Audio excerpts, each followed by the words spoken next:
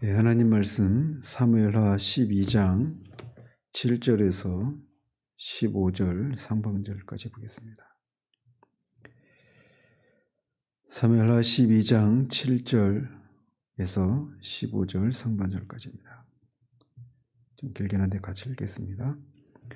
나단이 다윗에게 이르되 당신이 그 사람이라. 이스라엘의 하나님 여호와께서 이와 같이 이르시기를 내가 너를 이스라엘 왕으로 기름 붓기 위하여 너를 사울의 손에서 구원하고 내 주인의 집을 내게 주고 내 주인의 아내들을 내 품에 두고 이스라엘과 유다 족속을 내게 맡겼느니라. 만일 그것이 부족하였을 것 같으면 내가 내게 이것저것을 더 주었으리라. 그러한데 어찌하여 네가 여호와의 말씀을 업신여기고 나 보기에 악을 행하였느냐. 내가 칼로 햇사람 우리아를 치되 암몬 자손의 칼로 죽이고 그의 아내를 빼앗아 내 아내로 삼았도다. 이제 내가 나를 업신여기고 햇사람 우리아의 아내를 빼앗아 내 아내로 삼았은즉 칼이 내 집에서 영원토록 떠나지 아니하리라 하셨고 여호와께서 또 이와 같이 이르시기를 보라 내가 너와 내 집에 재앙을 일으키고 내가 내 눈앞에서 내 아내를 빼앗아 내 이웃들에게 주리니 그 사람들이 내 아내들과 더불어 백주에 동침하리라. 너는 은밀히 행하였으나 나는 온 이스라엘 앞에서 백주의 이 일을 행하리라 하셨나이다 하니 다윗이 나단에게 이르되 내가 여호와께 죄를 범하였노라 하매 나단이 다윗에게 말하되 여호와께서도 당신의 죄를 사하셨나니 당신이 죽지 아니하려니와 이 일로 말미암아 여호와의 원수가 크게 비방할 거리를 얻게 하였으니 당신이 낳은 아이가 반드시 죽으리이다 하고 나단이 자기 집으로 돌아가니라. 아멘. 지난주에는 나단 선지자가 불의한 부자 비유를 베풀었지만 그것이 자신을 향한 것이라고 하는 것을 알지 못한 채 그 사람 마땅히 죽어야 하고 4배나 이렇게 배상을 해야 된다라고 말하는 다윗에게 단도직입적으로 당신이 바로 그 사람이다 이렇게 다윗의 범죄를 직접적으로 지적한 장면까지 살폈습니다. 나단은 계속해서 다윗을 책망하시는 이 여호와 하나님의 메시지를 이제부터는 직접 화법으로 전하기 시작을 합니다. 그러면서 다윗의 범하는 그 죄가 본질이 무엇인지를 말하기 전에 하나님이 다윗에게 베푸신 은혜들을 먼저 언급을 하십니다. 내가 너를 이스라엘 왕으로 기름 붓기 위하여 너를 사울의 손에서 구원했다라고 먼저 그를 이스라엘의 왕으로 세우신 분이 하나님 자신이심을 밝히고 계십니다. 비록 사무엘 선지자에 의해서 기름 부음을 받고 또 유다 사람들에게 또 나중에는 이스라엘 사람들에게 그렇게 기름 부음을 받았지만 이스라엘의 왕으로 기름 부음 받은 그 궁극적인 주체는 하나님 당신 자신이심을 밝히고 있습니다. 따라서 다윗이 이스라엘의 왕이 된 것이 자신의 어떤 신분 때문에 또는 사람들에 의해서 세워진 것이 아니라 하나님에 의해서 세워진 것이기 때문에 그는 하나님의 대리 통치자로서 하나님의 뜻에 맞게 하나님의 법에 따라 이스라엘을 다스려야만 했던 것임을 밝히고 계신 겁니다. 또 다윗이 사울의 손에서 건짐을 받은 것 역시 다윗의 지혜나 블레셋 군대나 그와 함께했던 어떤 600명의 용사들 이 사람들의 도움이 있었지만 그것이 궁극적인 원인이었던 것은 원인이 아니라 주권자 하나님에 의해서였다라고 하는 것을 밝히고 계십니다. 따라서 이런 말씀을 통해서 다윗은 하나님의 통치를 대행하는 신정왕국 이스라엘의 왕으로서 마땅히 하나님의 은혜에 맞게 또 하나님의 공의에 따라 이스라엘을 다스려야 했다라는 것이죠. 그럼에도 불구하고 바스바를 범하고 충직한 우리아를 죽이기까지 한 그 죄가 얼마나 큰가라고 하는 것을 다윗에게 베푸신 하나님의 은혜를 먼저 언급하시는 것을 통해 그의 죄의 심각성을 드러내고 있는 겁니다. 그러면서 8절에서도 본질적으로는 같은 내용을 언급을 하십니다. 즉 하나님께서 다윗을 사울의 손에서 구원하시고 이스라엘의 왕으로 세우신 이 내용을 이제 이렇게 표현하는 거예요. 네 주인의 집을 너에게 주었고 또 그의 아내들을 네 주인의 아내들을 네 품에 두었다 이렇게 말씀하시는데 이것도 내내야 같은 얘기죠. 네 주인의 집이라고 하는 것은 문자적으로 사울의 집이지만 결국은 사울이 통치하던 이스라엘 전체를 가리키는 겁니다. 그래서 뒤에서도 이제 이스라엘과 유다를 내게 맡겼다 이렇게 말씀하시고 계신 거죠. 그리고 또 다윗의 주인의 아내들을 다윗의 품에 두었다 이렇게 말을 하는데 이것은 이제 고대 근동의 풍습을 따라서 이렇게 언급을 하는 겁니다. 고대 풍습에서는 왕이 이제 죽고 그 뒤에 어떤 뭐 쿠데타나 어떤 다른 세력에 의해서 어떤 정치적인 그런 변혁을 통해서 왕이 폐위가 될 때는 그 새로운 권력자가 그 전에 있었던 그 권력자의 아내들을 집안 사람들을 다 자신의 소유로 삼는 것을 통해서 자신이 이제 새로운 통치자가 되었다라고 하는 것을 드러내는 그런 풍습이 있었는데 그런 풍습에 잇대어서 이렇게 표현을 하고 있는 겁니다. 그러니까 문자적으로 해석할 것이 아니라는 거죠. 실제로 이 사울의 아내들은 아히노암이 있었고 그의 첩은 그 리스바라고 하는 첩 하나밖에 없지 않았습니까? 그런 것처럼 그런데 그 첩마저도 아브넬이 차지했단 말이죠. 그렇기 때문에 이건 문자적으로 해석할 것이 아니라 이 고대 근동의 풍습을 이렇게 빗대서 결국 하나님께서 하나님의 주권적인 그런 도우심으로 사울을 대신해서 이스라엘의 왕으로 다윗을 세우셨다 이렇게 말씀하고 있는 겁니다. 다윗에게 이런 것들을 주셨음에도 불구하고 만약에 다윗이 그것을 부족하게 느꼈더라면 하나님이 또 이것저것을 더 주셨을 것이다 라는 것입니다. 하나님은 꾸짖지 아니하시고 후회주시는 인색하지 않으신 그런 분이시기 때문에 다윗이 이것들 위에 더 무엇인가를 구했다라면 그렇게 주셨을 거라는 거예요. 그럼에도 불구하고 다윗이 이것으로 만족하지 못한 채 하나님 앞에 그 죄를 지은 것을 이제 말씀을 하시면서 그 죄가 얼마나 이런 은혜를 받은 다윗이 범한 죄가 얼마나 큰가라고 하는 것을 이제 말씀하기 시작하는 겁니다. 이렇게 7절과 8절에서는 하나님께서 다윗에게 베푸신 이 은혜를 상기시킨 데 이어서 9절에서는 다윗이 이런 하나님의 은혜를 저버리고 저지른 그 범죄 사실을 상기시킵니다. 그러시면서 하나님은 다윗이 범한 그 죄의 본질이 무엇인가를 밝히고 있습니다. 그것은 뭐냐? 어찌하여 네가 여호와의 말씀을 업신여기고 나 보기에 악을 행하였느냐라고 말씀하고 있는 겁니다. 즉 다윗의 범죄의 근본 원인은 그 본질은 여호와의 말씀을 어긴 것이다 라고 말씀하고 있는 겁니다. 여호와의 말씀에 의해서 하나님이 보시기에 악을 행했다 이렇게 말씀하고 계셔서 선과 악의 기준은 하나님이 보시기에 하나님의 판단에 따라 선과 악이 규정된다라고 하는 것을 말씀해 주고 있는 겁니다. 즉 하나님 보시기에 하나님의 뜻이 무엇이냐? 하나님의 말씀이죠. 하나님의 말씀에 따라서 선과 악의 기준이 정해진다는 겁니다. 이 세상에 세워놓은 어떤 전통과 규범 이런 것들이 궁극적으로 선과 악을 나누는 판정하는 기준이 아니라 최종적인 권위가 아니라 하나님의 말씀이 선과 악을 나누는 최종적인 권위임을 여기서도 밝히고 있는 거예요. 그래서 다윗이 하나님의 말씀에 따라서 자신의 그런 어떤 행동들을 했어야 됨에도 불구하고 다윗이 하나님의 말씀이 아니라 자기 끌어오르는 그런 욕정, 그런 안목의 정욕을 따라서 이런 죄를 저질렀다라고 하는 것이고 그 죄의 본질은 결국은 하나님의 말씀을 어긴 것이다. 업신여긴 것이다. 이렇게 말씀하고 있는 겁니다. 그렇기 때문에 그가 저지른 죄가 얼마나 큰 죄인가라고 하는 것을 말해주고 있는 거예요.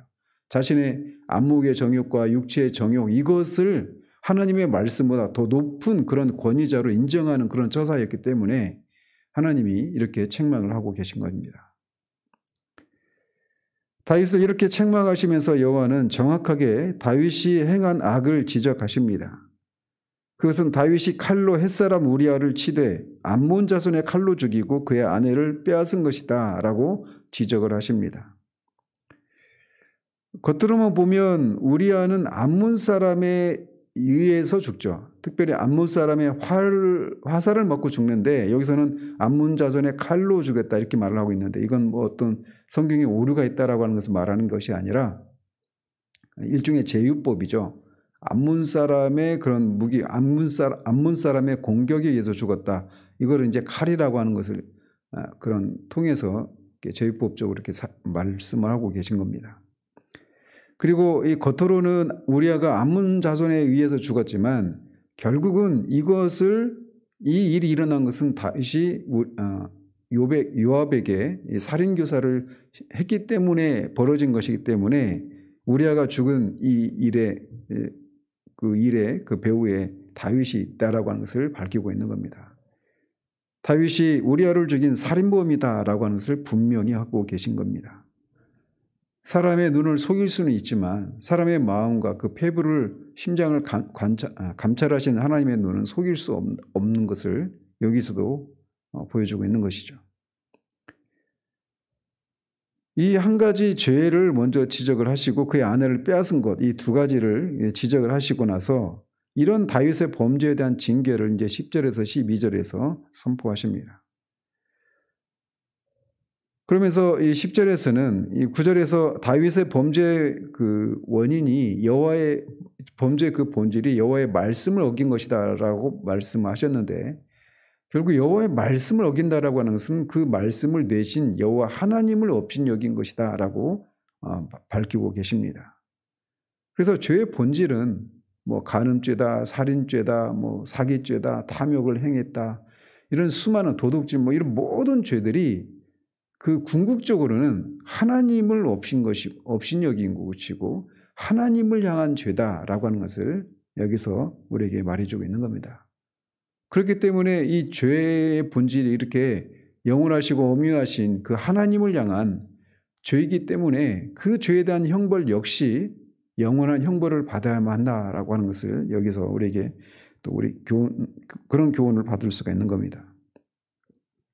자, 그러면서 이제 이 여호와 하나님을 향한 이런 하나님을 업신여긴 죄에 대한 이 두 가지 징계를 먼저 예고하시는데 하나는 다윗의 칼이 우리아를 죽였기 때문에 이제부터 다윗의 집에 칼이 영원토록 떠나지 않을 것이다 라고 징계를 예고하십니다. 칼로 우리아를 죽였기 때문에 이제 하나님의 칼에 의해서 다윗의 집이 그 그런 칼로 인한 그런 재앙을 심판을 받을 것이다 라고 하는 것을 말씀해주고 있는 거예요. 즉 하나님의 징계로 인해서 죽음이 이제 다윗 가문 위에 머물러 있을 것이다 라고 하는 것을 말씀하고 있는 것이죠. 그래서 이것은 1차적으로 다윗의 생존 당시에 문자적으로 성취가 되죠. 그래서 바로 뒤에 이제 16절 23절에서 살펴보게 될 다윗과 밧세바 사이에서 낳은 아이가 먼저 죽는 거, 또 이 다윗의 딸 다말이 첫째 아들 암논에 의해서 강간을 당하자 그것에 대한 보복으로 압살롬이 암논을 죽이는 거, 또 압살롬이 이제 다윗 자신을 죽이려고 그렇게 반역을 했다가 압살롬이 죽게 되는 그런 일을 통해서 이제 이 징계에 대한 예고가 성취가 되는 것을 우리가 보게 됩니다. 그런데 또 영원토록 이렇게 그 칼이 다윗의 집에서 떠나지 않을 것이다 이렇게 말씀하고 있는데 이건 역시 다윗 당대의 그 하나님의 징계가 다윗 당대에만 그치지 않았다라고 하는 것을 여기서 볼 수가 있습니다. 즉 다윗이 죽은 후에 그의 넷째 아들 아도니아가 왕위를 찬탈하려고 하다가 솔로몬에 의해서 또 죽게 되죠. 심지어는 솔로몬 사후에 솔로몬이 죽은 후에 통일 왕국이 분열이 되고 남유다와 북이스라엘 사이에 끊임없는 전쟁이 일어나고 결국은 이 두 왕국이 다 바벨론과 아수르의 제국에 의해서 멸망당하는 그런 것으로까지 계속 이어지게 되는 겁니다. 아무튼 이렇게 하나님께서는 다윗 가문에 보내신 이 징계 칼을 통해서 다윗 자신이 이 우리아를 죽이기 위해서 사용한 칼에 대해서 보응을 하고 계신 겁니다. 즉 다윗은 자신이 심은 죄악의 열매를 거두게 된다라고 하는 것을 말해주고 있는 거예요. 즉 하나님은 다윗을 징계하시되 그가 심지 않은 것에 아는 것대로 심지 않은 것을 이렇게 징계하시는 것이 아니라 다윗이 심은 대로 징계를 하고 계신 것을 봅니다. 즉 뿌린 대로 거둔다라고 하시는 이 갈라디아서 6장의 말씀처럼 다윗이 뿌린 그 악의 씨에 대한 열매를 이렇게 이제 받게 되고 있는 것입니다. 하나님은 이렇게 역사의 주관자이실 뿐만 아니라 이런 공의로 이 세상을 통치하시는 하나님이심을 이 다윗의 사례에서도 우리가 보게 되는 거예요. 하나님의 심판이 하나님의 징계가 즉각적으로 우리에게 임하지 않기 때문에 악인들에게 임하지 않기 때문에 우리가 기고만장하고 하나님이 계시지 않다거나 또 하나님이 이 세상을 공의로 통치하지 않으신 하나님이다. 하나님이 없다. 이렇게 말하는 그래서 악을 행하는 것을 두려워하지 않는 이런 것들에 대해서 이런 말씀은 우리에게 큰 경고를 주고 있다라고 할 수 있습니다. 하나님은 결코 만우리 여김을 받지 않으시는 하나님이십니다. 그래서 사람이 무엇으로 심든지 그대로 거두게 하시는 공의 하나님이심을 이 아침 우리가 교훈받게 되는 것이죠. 자, 이렇게 칼로 우리아를 죽인 것에 대해서 칼로 하나님이 보응하실 것을 예고하시고 두 번째 징계는 다윗이 우리아의 아내를 빼앗은 것에 대한 하나님의 징계를 선언하고 있습니다. 그러면서 다윗의 아내를 빼앗아서 그의 이웃들에게 주실 것이다 라고 선포하십니다. 그러면서 이 일이 다윗이 우리아의 아내를 빼앗은 것이 은밀하게 그녀와 동침하고 그렇게 은밀하게 방식으로 빼앗았지만 하나님은 이제 공개적으로 다윗의 아내들을 백주대낮에 사람 이웃이 동침을 하고 그 다윗의 아내들을 빼앗을 것이다. 이렇게 징계를 예고하십니다. 그리고 이것은 이제 뒤에서 압살롬이 실제로 예루살렘에 남아있었던 다윗의 후처들을 10명의 후처들을 백주대낮에 이스라엘이 다 지켜보는 가운데 그녀들과 동침하고 더럽히는 이런 것을 통해 성취가 됩니다. 이 자신의 죄에 대한 징계를 선언하자 다윗은 비로소 나단에게 말하기를 자신이 여호와께 죄를 범했다라고 고백을 합니다. 자신에게 그 부자의 비유를 통해서 악한 비열한 그 부자의 비유를 통해서 그 비유를 들을 때는 그것이 자신을 향한 것이라고 하는 것을 알지 못한 채 있었던 이 다윗이 비로소 이제 자신의 죄를 자신이 여호와께 범죄했노라고 고백을 합니다. 이 범죄의 시작으로부터 1년 가까운 시간 후에 이런 고백을 하고 있는 겁니다. 여기서는 다윗이 자신이 여호와께 죄를 범했노라고 하는 이런 고백이 간단하게 나오지만 시편 51편에서 다윗은 자신이 하나님께 지은 이 죄에 대해서 통렬한 회개를 하고 있는 것을 보게 됩니다. 다윗은 여기서 자신이 여호와께 죄를 범했다 이렇게 고백하고 있는 것은 앞에 9절과 10절에서 말하고 있는 것처럼 다윗의 죄는 본질적으로 여호와 하나님을 향한 범죄였기 때문에 이런 고백을 하고 있는 것이죠.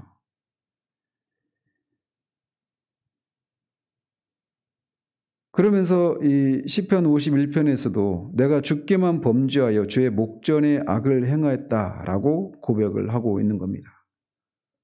그러면서 우리가 짧게나마 이렇게 말씀을 드리자면 다윗은 이 범죄를 고백했을 때 그의 관심사는 이 죄에 대한 형벌을 면하는 것, 죄의 용서를 받는 것, 이것이 그의 궁극적인 목적이 아니었다라고 하는 것을 시편 51편을 통해 우리에게 말해주고 있습니다. 즉 다윗은 거기에서도 이 자신을 하나님의 앞에서 자신을 쫓아내지 마시고 주의 성령을 거두지 말아달라라고 하는 것이 그가 하나님 앞에 구했던 구했던 것이었어요. 죄의 용서를 받는 것이 다윗의 그 소망의 전부가 아니었던 것이라고 하는 것을 우리가 기억할 필요가 있습니다. 어쨌든 여기 사무엘서의 저자는 이제 그가 어떻게 회개를 했는가 이 내용을 우리에게 이제 말해주기보다는 이 내용이 짧게만 이렇게 초점을 맞추고 있는 것은 다윗이 자신의 죄를 회개했고 또 그 회개에 대해서 하나님께서 죄를 용서해 주셨다. 이것만 이제 간략하게 전하는 것이 이제 이 목적이기 때문에 그것에 맞춰서 간략하게 말씀만 드립니다. 어쨌든 나단은 여호와께서 이런 다윗의 그 고백에 대해서 여호와께서 다윗의 죄를 사하셨고 다윗이 죽지 않을 것이다라고 말씀을 전합니다. 즉 하나님은 다윗이 죄를 고백하자 즉시로 다윗의 죄를 용서해 주신 것이에요. 이것은 요한일서 1장 9절에서 우리가 읽을 수 있는 것처럼 만일 우리가 우리 죄를 자백하면 그럼 미쁘시고 의로우사 우리 죄를 사하시며 모든 불의에서 우리를 깨끗하게 하실 것이다 라고 말씀하십니다. 간음죄, 살인죄, 그리고 남의 아내를 빼앗으니 탐욕죄, 6계명과 7계명과 10계명을 어긴 이 죄에 대해서 그리고 그 죄의 본질은 하나님을 업신여기고 하나님을 향해서 지은 죄란 말이죠. 그 죄를 어떻게 다윗이 해결할 수 있겠습니까? 지난주에 말씀드린 것처럼 오늘날의 용어로 말하면 이게 얼마나 이스라엘 전역에 엄청난 그런 가십거리가 되겠습니까? 모든 언론 매체가 막 완전히 막 떠들어댈 겁니다. 그런 사례들을 보지 않습니까? 수백 개의 기사가 수천 개, 막 수십만 개의 기사가 몇 달 동안 온 나라의 전역을 막 휩쓸고 그런 죄를 저지른 거예요. 다윗이. 그 문제를 다윗이 무슨 수로 해결할 수 있겠습니까? 그런데 하나님께서 다윗이 자신의 죄를 고백하고 자신의 죄를 회개하자 하나님이 이렇게 용서를 해 주시는 거예요. 여기 우리의 소망이 있습니다. 우리는 죄를 저지를 수 있지만 그 저지른 죄에 대한 죄를 해결할 수 있는 능력이 없습니다. 그러나 하나님께는 있습니다. 그러면서 이렇게 자신의 죄를 고백한 것에 대해서 하나님이 죄 용서를 선언하셨지만 그 죄에 대해서 그가 저지른 죄에 대한 징계는 처리하지 않으십니다. 즉 다윗의 악행으로 인해서 여호와의 원수가 크게 비방할 거리를 얻게 했으니 다윗이 밧세바사에서 낳은 아이가 반드시 죽을 것이다 라고 하는 것을 예고한 후에 나단은 자기 집으로 돌아갑니다. 하나님은 죄를 범한 이 죄인이 회개하면 용서해 주십니다. 그러나 그가 범한 죄에 대해서만큼은 철저히 징계하시는 겁니다. 이게 하나님의 공의입니다. 여기서 여호와의 원수들이란 이방 사람들을 포함해서 여호와를 대적하는 모든 사람들을 포괄적으로 말하고 있는 것이죠. 그러면서 다윗의 범죄가 이렇게 하나님을 대적하는 원수들에게 비방거리가 되었다라는 것입니다. 즉 하나님을 대적하는 자들이 하나님의 하나님을 은혜를 배은망덕하게 죄를 지은 다윗을 그렇게 내버려 두시는 것에 대해서 하나님을 비방하고 조롱하는 이런 일이 제공되었다라는 것입니다. 그래서 그런 것에 대해서 하나님이 이제 둘 사이에서 낳았던 아이가 반드시 죽게 될 것이다 이렇게 선포하고 계신 거예요. 아이는 죄를 범한 것은 다윗인데 왜 그 밧세바사에서 낳은 아이가 죽어야 되는가? 이게 과연 이 공의로운 것인가? 이거는 이제 뒤에서 내일 한번 더 살펴보도록 하고요. 오늘 초점을 맞출 것은 반드시 제가 초점을 맞추고 싶은 부분은 여기입니다. 하나님은 죄에 대해서 반드시 공의로 심판을 내리시는 분이시다라는 겁니다. 하나님은 의로운 분이시기 때문에 한순간도 하나님이 의에 입각해서 어떤 판단을 하시고 행동을 하시지 않는다라면 하나님은 더 이상 하나님이 아니시게 되는 겁니다. 의라고 하는 것은 하나님의 본질이에요. 그래서 본질에 벗어나서 하나님은 결코 행동하시지 않는 분이시다라고 하는 것을 여기서 보여주고 있는 겁니다. 하나님의 마음에 합했던 다윗, 끊임없이 하나님의 도우심을 힘입어서 그렇게 하나님의 구원과 하나님의 통치 현실을 경험했던 다윗이라 할지라도 그 누구라도 죄를 범하면 그 죄에 대해서 반드시 하나님은 공의로 심판을 행하시는 분이시다라고 하는 것을 여기서 보여주는 겁니다. 그래서 그 공의가 만족되지 않고는 결코 하나님의 그 진노가 결코 멈추지 않는 거예요.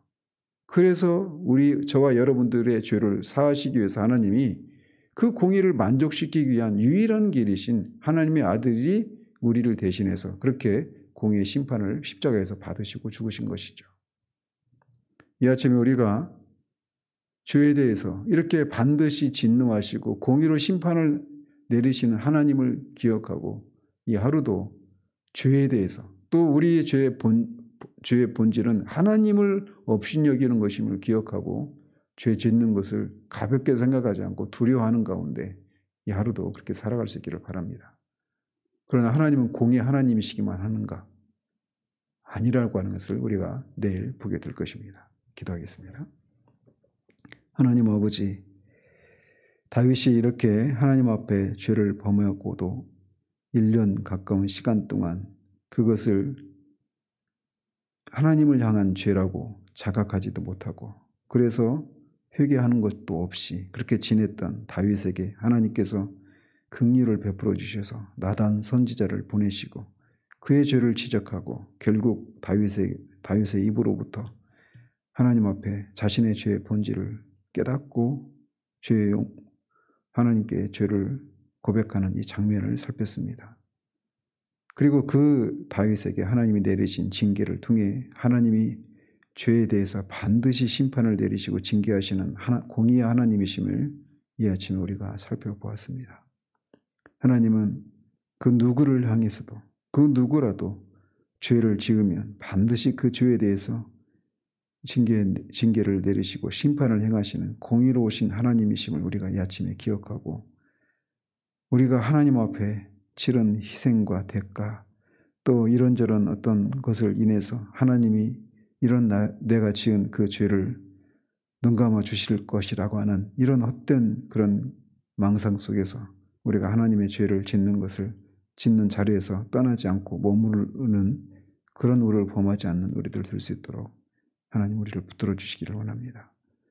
선과 악의 유일한 그 판단 기준은 오직 하나님의 뜻에 하나님의 말씀에 있음을 우리가 기억하고 모든 사람들이 우리가 저지른 죄에 대해서 그건 죄가 아니라고 말하는 그런 일이라 하더라도 하나님의 말씀이 죄다라고 말씀하실 때 다윗처럼 주님의 판단이 순전하시다. 주님은 의로우시다라고 고백하며 속히 그 죄를 인정하고 그 죄에서 돌이키는 그런 우리들 될 수 있도록 도우시기를 원합니다. 예수 그리스도 이름으로 기도합니다. 아멘.